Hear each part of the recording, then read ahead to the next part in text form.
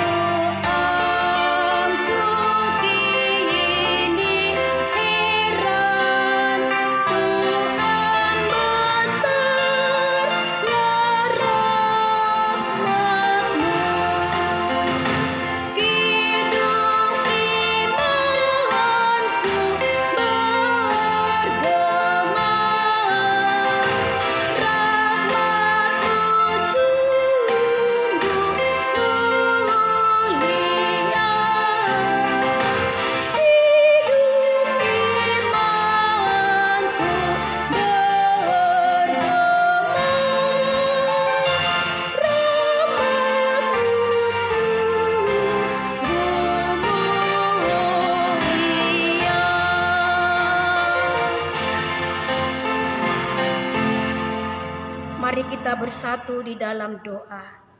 Bapa kami yang bertata di dalam kerajaan sorga, saat ini hati kami siap menjadi tempat penaburan akan firman-Mu. Biarlah roh Tuhan yang bekerja di hati kami pribadi lepas pribadi. Di dalam nama Tuhan Yesus Kristus kami berdoa. Amin. Saudaraku yang dikasihi Tuhan kita Yesus Kristus, yang menjadi ayat bacaan untuk malam hari ini buat kita, sebagaimana tertulis dalam kitab 1 Korintus pasal 4, ayat 14 sampai dengan ayat 20. Demikian dikatakan firman Tuhan. Hal ini kutuliskan bukan untuk memalukan kamu, tetapi untuk menegur kamu sebagai anak-anakku yang kukasihi. Sebab sekalipun kamu mempunyai beribu-ribu pendidik dalam Kristus, kamu tidak mempunyai banyak bapa. Karena akulah yang dalam Kristus Yesus telah menjadi bapamu oleh Injil yang kuberitakan kepadamu. Sebab itu aku menasihatkan kamu, turutilah teladanku. Justru itulah sebabnya aku mengirimkan kepadamu Timoteus, yang adalah anakku yang kekasih dan yang setia dalam Tuhan. Ia akan memperingatkan kamu akan hidup yang kuturuti dalam Kristus Yesus, seperti yang kuajarkan di mana-mana dalam setiap jemaat. Tetapi ada beberapa orang yang menjadi sombong, karena mereka menyangka bahwa aku tidak akan datang lagi kepadamu. Tetapi aku akan segera datang kepadamu kalau Tuhan menghendakinya. Maka aku akan tahu bukan tentang perkataan orang-orang yang sombong itu, tetapi tentang kekuatan mereka. Sebab kerajaan Allah bukan terdiri dari perkataan, tetapi dari kuasa. Demikianlah pembacaan firman Tuhan. Saudara-saudaraku yang dikasihi Yesus Kristus, yang menjadi topik dari renungan malam kita menyuarakan milikilah hati seorang hamba. Bapak Ibu, sebelum saya memaparkan renungan ini, ada sebuah pertanyaan yang untuk kita renungkan. Dikatakan demikian, apakah kita masih mencintai teguran atau nasihat. Dan perkataan ini patut untuk kita renungkan di dalam hati kita, pribadi lepas pribadi. Dan mungkin pasti ada jawabannya di dalam hati kita. Saudara, jikalau kita memang masih mengingini atau mencintai teguran, apakah teguran itu membawa keberuntungan dalam kehidupan kita? Karena tidak sedikit orang yang tidak menyukai nasihat atau teguran. Itu boleh kita lihat sudah semakin banyak orang jatuh dalam kesombongan, jatuh dalam kepribadian yang senantiasa sesuka hatinya saja untuk menjalani kehidupan ini. Saudaraku yang dikasihi Yesus Kristus, mari kita lihat apa di balik dari teguran ini bagi setiap orang yang mencintai akan nasihat ataupun teguran. Teguran itu untuk mencegah kehidupan kita agar tidak merusak, agar tidak terjadi kehancuran. Jadi, teguran ini diberikan untuk menolong agar seseorang tidak terus-menerus berada di dalam kesalahan yang sama. Yang kedua, untuk memperbaiki kelemahan-kelemahan yang perlu untuk kita koreksi. Dan yang ketiga, teguran itu membuat seseorang akan menjadi lebih tajam pada apa yang hendak dilakukannya. Dan orang tersebut di dalam kemudian harinya, dia akan mampu sendirinya melakukan koreksi diri, akan masuk kepada kehidupan lebih baik lagi. Tidak akan pernah jatuh kepada kesalahan-kesalahan yang pernah dia lakukan sebelumnya. Saudaraku yang dikasihi Yesus Kristus, hal inilah yang kita lihat dalam renungan kita di malam hari ini, di mana jemaat Korintus mengalami sebuah perkembangan pelayanan yang sangat pesat, sehingga banyak jiwa-jiwa yang telah percaya kepada Tuhan. Namun di balik kemajuan itu, mereka merasa sudah berhasil untuk melakukan pelayanan itu, sehingga mereka terlena bahkan menjadi jatuh kepada hidup dalam kesombongan. Jadi katakan sombong rohani. Mereka merasa bahwa mereka itu lebih hebat, lebih baik. Bahkan mereka itu meremehkan seseorang. Inilah saudaraku yang mendorong Paulus untuk segera bertindak dan menegur jemaat yang ada di Korintus. Sebagaimana dikatakan di ayat 7. Sebab siapa yang menganggap engkau begitu penting, dan apakah yang engkau punyai yang tidak engkau terima? Dan jika engkau memang menerimanya, mengapa engkau memegahkan diri seolah-olah engkau tidak menerimanya? Saudara, perkataan ini sebuah perkataan yang sangat pedas kepada jemaat yang ada di Korintus. Karena pada waktu itu Paulus mengiringkan anak rohaninya yang bernama Timotius untuk melayani jemaat yang ada di Korintus. Namun keberadaan Timotius ditolak oleh mereka karena memang Timotius adalah masih muda.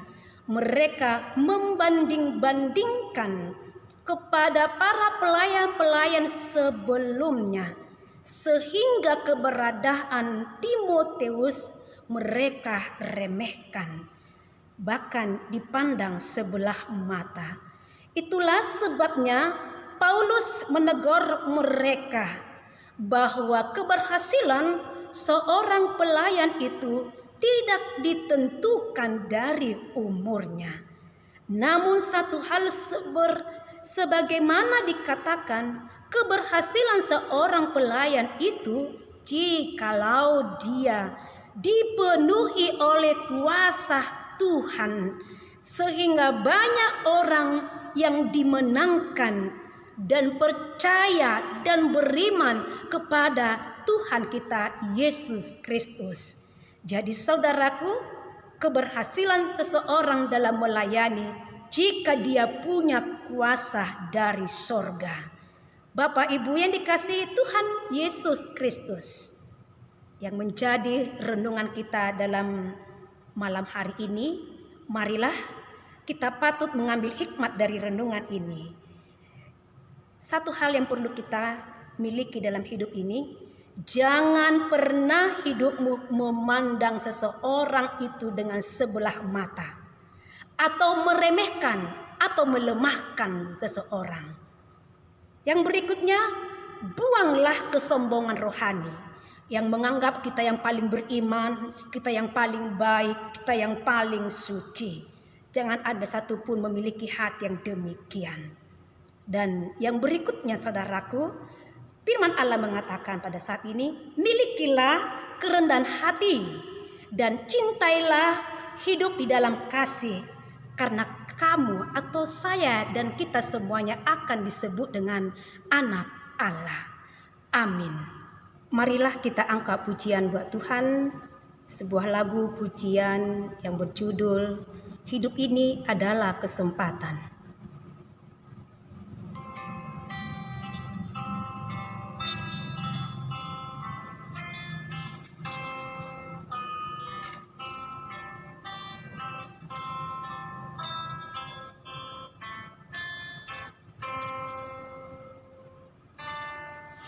Hidup ini adalah kesempatan. Hidup ini untuk melayani Tuhan. Jangan sia-siakan waktu yang Tuhan beri. Hidup ini harus jadi berkat. Oh Tuhan, pakailah hidupku selagi aku masih kuat. Bila saatnya nanti ku tak berdaya lagi, hidup ini sudah jadi berkat. Hidup ini adalah kesempatan. Hidup ini untuk melayani Tuhan. Jangan sia-siakan waktu yang Tuhan beri. Hidup ini harus jadi berkat. Oh Tuhan, pakailah hidupku selagi aku masih kuat.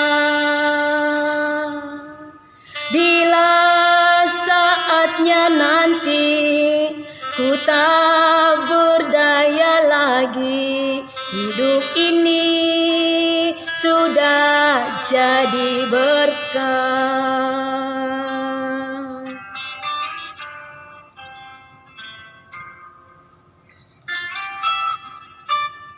Mari kita bersatu di dalam doa. Bapa kami yang bertata di dalam kerajaan sorga, terima kasih buat firman-Mu pada saat ini. Biarlah lewat kekuatan Roh Tuhan yang Tuhan curahkan kepada kami pribadi lepas pribadi, kami menjadi kuat, berpengharapan, senantiasa hanya kepadamu saja Tuhan. Ya Bapa, tuntun, bimbinglah setiap langkah hidup kami. Apa yang kami lakukan semata-mata hanyalah untuk menyenangkan hati Tuhan. Malam hari ini, seluruh kehidupan keluarga kami serahkan ke dalam tangan pengasihan-Mu. Kiranya Tuhan memberkati. Terimalah doa kami ini. Di dalam nama Tuhan Yesus Kristus kami berdoa. Amin. Saudaraku yang dikasihi Tuhan kita Yesus Kristus, selamat beristirahat. Tuhan Yesus memberkati. Shalom.